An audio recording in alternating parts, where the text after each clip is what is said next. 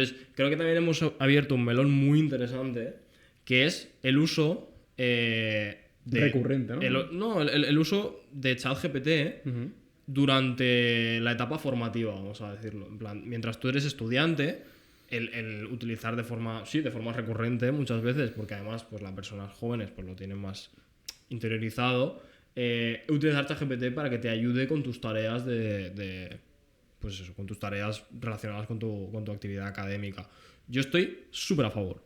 O sea, súper a favor porque lo que decís es que tú vas hoy a un despacho de abogados y ¿cuántos abogados habrán utilizando ChatGPT? Yo digo que muchísimos. Entonces, no veo por qué un estudiante de Derecho no tiene que utilizar ChatGPT para resolverse sus dudas o lo que tenga que hacer relacionado con su formación, si luego en su actividad profesional lo va a utilizar. Al final también a nosotros nos ha pasado. Me refiero, tener que calcular ecuaciones a mano cuando luego vas a la práctica y lo haces programando, nos ha pasado así de veces. Y dices, esto yo en mi vida profesional, vale, lo he aprendido a hacer a mano porque entiendo cómo funciona, pero es que luego me voy a dedicar a hacerlo programando.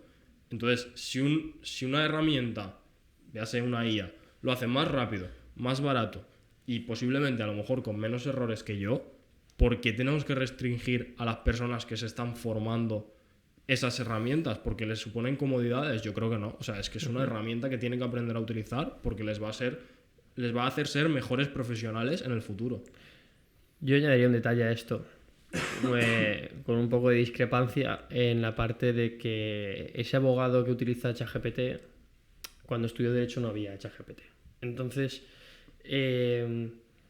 esto es apelar a la responsabilidad individual, porque si tú lo único que haces es dedicarte a resolver todos tus problemas con la ayuda de la inteligencia artificial, o sea, tienes que saber y poder enfrentarte, estar preparado para poder enfrentarte ante un problema, porque yo creo que todos estamos de acuerdo en que una de las cosas que la universidad te enseña es a enfrentarte a un problema, me da igual cuál, y tener que resolverlo. Entonces yo estoy muy a favor del uso de pues por ejemplo, ChatGPT, ¿no? Yo lo utilizo muchísimo, pero hay veces incluso que yo trabajando me doy cuenta de, vale, voy a entender el detalle al máximo de esto que estoy haciendo, aunque luego le pregunte a ChatGPT para automatizar / agilizar el proceso, voy a utilizar la herramienta para que me ayude a aprender, pero no hay que olvidar que el proceso de aprendizaje tiene que ocurrir, y si en algún momento tiene que ser, en algún momento concreto, un poco más lento para que te tengas que enfrentar a la tarea tú solo y vértelas aquí de frente, eso te va a ayudar también. O sea, ¿crees que lo ideal sería, disculpa Fran, es ponerte con ChatGPT, preguntar el problema a ChatGPT y tú con una hoja en blanco resolver el problema, intentar resolverlo, ¿no? Y comparar esas dos soluciones, ¿no? Sí, o coger ideas, en fin, no sé, hay muchas maneras de enfocarlo, pero... Sí, a ver, al final también, o sea, voy a matizar. Después de lo que ha dicho Santi, voy a matizar. Sí que es cierto que obviamente yo digo esto dentro de la concepción de que un abogado va a ser buen abogado siempre y cuando sepa lo que haga. Ponemos el caso del abogado, pero al final abogado, ingeniero, médico, lo que sea. Sí. Siempre y cuando sepa lo que haga. Defender al dama, ¿no? Él solo. Defender al dama, pues no tiene que defender. Pero bueno, que es eso. Si utiliza la IA para ser mejor abogado, guay. Pero lo que le va a hacer ser buen abogado es el hecho de saber lo que hace por sí solo. Sin duda. Es que yo voy a decir que para el tema de la educación, sobre todo en niveles base, yo creo que lo que pasa es que es inevitable que al final los chavales acaben usándolo, que se acabe integrando de cierta manera, porque es que al final tú mandas un trabajo para casa y si el chico le dicen que está prohibido pero conoce la herramienta, pues la va a usar, porque la va a usar. Entonces yo creo que... ¿Habría que limitarlo? Lo que pasa es que esto es una tarea que yo no tengo la respuesta y creo que de momento nadie la tiene, de cómo enfocar la educación a partir de ahora, porque claro, ahora tienes un profesor 24/7 que te va a resolver las dudas, pero te resuelve las dudas y te hace la tarea, entonces... Yo hablándolo al hilo de lo que comentas, hablándolo con algunos directores de coles, concertados, privados, me notaba en sus palabras ciertos signos de preocupación, porque es cierto que, por ejemplo, la capacidad de síntesis se había perdido totalmente en los alumnos. Has puesto el ejemplo de, oye, hay que hacer un resumen de, no sé, el periodo del trienio liberal, por ejemplo, en historia. Y la capacidad de síntesis de los alumnos se había mermado porque inmediatamente cuando tenían que hacer el resumen lo hacían a última hora, 5 minutos antes de entregar la tarea y preguntando a ChatGPT, ¿no? Entonces, por eso te preguntaba si considerabas que había que poner un límite, ¿no?, en el uso de ChatGPT. Depende de la etapa educativa, pero puede que sí. A niveles base, como decía Fran, de colegio y demás. Sí. Yo ahí sí que lo tengo bastante claro. Porque un niño de 10 a 12 años, al igual que... Bueno, habrá que ver los límites, ¿no? Pero al igual que a lo mejor no le darías un móvil, pues a lo mejor también... es que ese niño tan pequeño tiene que aprender a buscarse la vida. Claro. Entonces es una herramienta que te lo da todo demasiado fácil. Yo lo utilizo en el día a día para automatizar cosas súper repetitivas y para coger ideas y para un montón de cosas. Pero en el caso de un niño, por ejemplo, sin duda, yo lo caparía o efectivamente rediseñaría el método educativo, pero es bastante complicado. Sí, además, o sea, lo que está claro también es que la educación, sin ser yo un experto en educación, pero lo que no puede ocurrir es que la educación se quede de brazos cruzados y lo único que haga es prohibir el uso de ChatGPT o de herramientas de IA, porque creo que no es la solución correcta. Y es inviable. O sea, es como si en matemáticas te prohíben utilizar la calculadora. O sea, pues a lo mejor a la...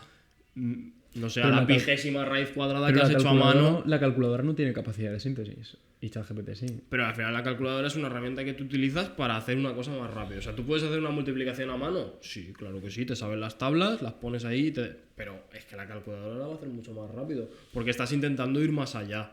O sea, tú al final haces una multiplicación porque quieres hacer una cosa mucho más compleja. Entonces la multiplicación es una cosa repetitiva, que es un puro trámite que tú tienes que hacer.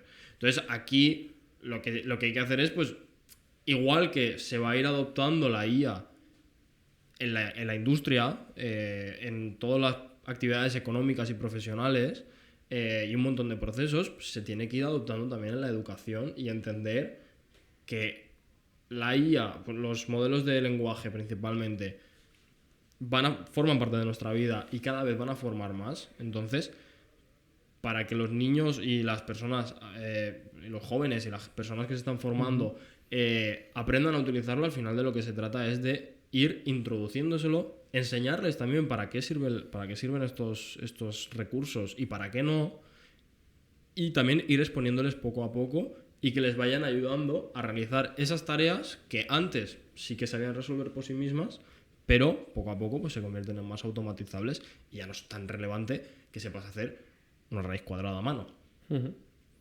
Una pregunta a nivel un poco más general, ¿no? Muy hilado con lo que estábamos comentando. ¿Creéis que la aparición de una inteligencia artificial mucho más desarrollada o mucho más aplicable al usuario, al frontend, como decíamos antes, creéis que esto puede repercutir en una pérdida de habilidades? No os digo a nivel muy escolar, sino más a adultos, ¿no? Nos lo dan todo hecho o nos estamos acostumbrando a tener esa facilidad. ¿Creéis que es un trade-off, ¿no? Sí. Ganamos mucho en aplicación, pero perdemos en habilidades cognitivas. Yo creo que es un poco trade-off porque quizá muchas veces el chat no te da lo que quieres y solo te lo da si preguntas bien. Y con esto, ¿qué quiero decir? Si tú, por ejemplo, una tarea que a ti se te atasca por X motivo, quizá te hace un bypass en esa tarea, pero luego en la siguiente tú vas a tener que saber lo que hacer. Entonces quizá sí que es verdad que perdemos cierta habilidad en esas tareas en las que nos atascamos, pero también nos permite llegar más lejos. Es más fácil que cualquier persona llegue al final de la tarea que tú quieras realizar y entonces quizá ves los procesos de otra manera. Entonces, hablando de adultos y tal, es un trade-off, pero quizá te permite abarcar más. Sí, pero al final es también el hecho de que nosotros, o sea, la masa laboral, vuelvo otra vez un poco a nivel macro de lo que es la sociedad, como que la mayoría de personas trabajan como medio de vida.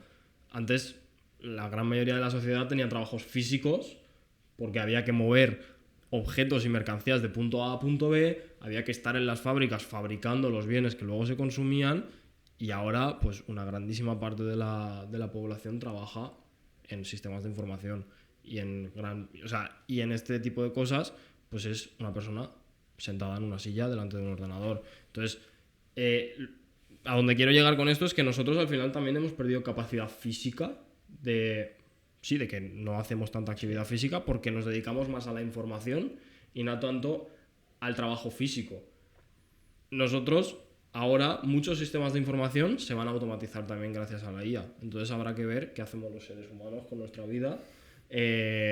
Porque si ya antes manejábamos mercancía, por así decir, y hemos dejado de manejarla porque hay máquinas que lo hacen por nosotros, pasamos a manejar información. Si esa información que nosotros manejamos hoy en día la automatizamos, ¿qué haremos los seres humanos? Y es que es un tema muy Buen complicado. paradigma, Es un buen tema. Es un tema muy complicado y yo creo que no nos imaginamos cómo puede ser el panorama dentro de, por ejemplo, 10 años. Como nuestras abuelas nos imaginan. O sea, es decir, tú piensas que cuando tu Todos abuela, con una antenita, cuando ¿no? tu abuela tenía 20 años, no existía internet. No. Sí existía el teléfono, tal, eso sí. Y estaba empezando, bueno, ya llevaba un tiempo, pero entonces no nos imaginamos lo que puede venir con todo esto y todo lo que podamos hablar hoy puede ser, puede ir mucho más allá. O sea, es decir, me va a poner a decir algo totalmente absurdo, pero puede llegar un momento en que a lo mejor un humano no sepa ni hacer un resumen de un texto. Entonces, es demasiado lo que estoy diciendo, pero, o sea, es decir, no sabemos lo que puede venir. Otros recordad que en 2021 no existía ChatGPT.